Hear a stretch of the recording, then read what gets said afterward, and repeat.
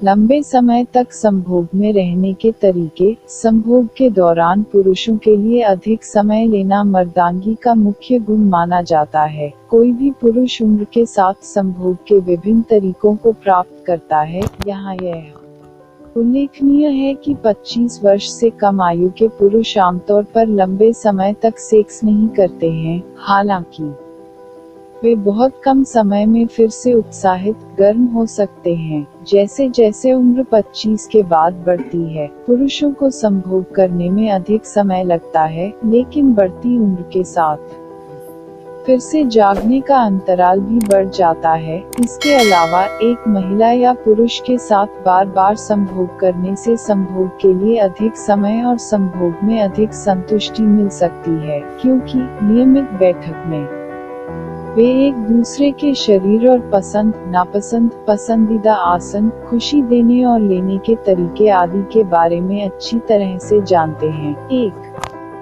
दबाने की इस विधि का आविष्कार मास्टर और जॉनसन नामक 2 लोगों ने किया है। दबाने की विधि वास्तव में यह कैसे करना है, यह नाम से अनुमान लगाया जा सकता है। जब कोई व्यक्ति सोचता है कि उसका वीर्य लगभग जमीन पर है, तो वह या उसका साथी शिरा मूत्र मार्ग को कुछ सेकंड के लिए उस मार्ग से पकड़ेंगे जिसके माध्यम से अंडकोश के पास लिंग, पेशाब लिंग के किनारे से नीचे की ओर बहता है। यानी दबाव छोड़ने के बाद लगभग 30 से 45 सेकंड का ब्रेक लें। इसे लिंग की तरफ से 2 उंगलियों से क्लिप की तरह पकड़ कर रखें। इस दौरान सेक्स करने या किसी भी प्रकार की यौन गतिविधि में संलग्न होने से बचना चाहिए। इस पद्धति के परिणामस्वरूप पुरुष कुछ समय के लिए लिंग की दृढ़ता खो सकते हैं, लेकिन अगर गतिविधि 45 सेकंड के बाद शुरू होती है,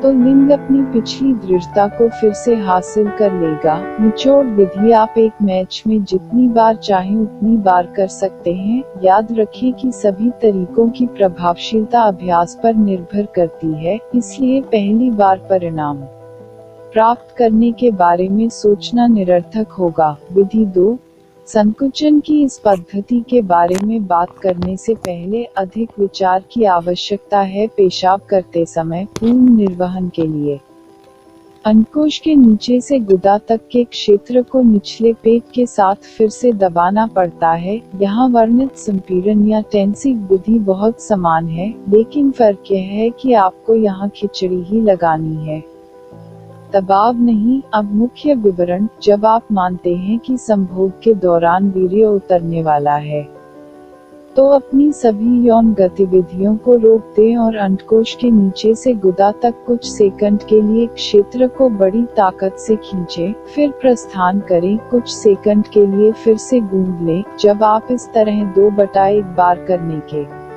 बाद देखते हैं, अपनी यौन क्रिया को फिर से शुरू करें जब वीर्य पर दबाव भावना समाप्त हो जाए। संकुचन विधि आपके संभोग को लंबा कर देगी। हालांकि सभी तरीकों की प्रभावशीलता अभ्यास पर निर्भर करती है, इसलिए पहली बार परिणाम प्राप्त करने के बारे में सोचना बेकार होगा। विधि 3, रोकें या चिढ़ाएं या थपथपाएं और खेलें। इस विधि का व्यापक रूप से उपयोग किया जाता है। आमतौर पर सभी जोड़े इस तरीके की मदद लेते हैं। इस विधि में जब वीर्य संभोग के दौरान स्खलन के स्थान पर पहुंच जाता है, तो लिंग को बाहर निकालें या अंदर होने पर भी गतिविधि को रोकें। इस बार आपको विचलित कर सकता है, यानी मन को खुशी की भावना से दूर करें। जब आपको लगे कि वीर्य का दबाव कम हो गया है, तो आप फिर से शुरू कर सकते हैं। ठहराव विधि की सफलता पूरी तरह से आपकी आदतों पर निर्भर करती है। हालांकि यह विधि शुरू में सफल नहीं थी।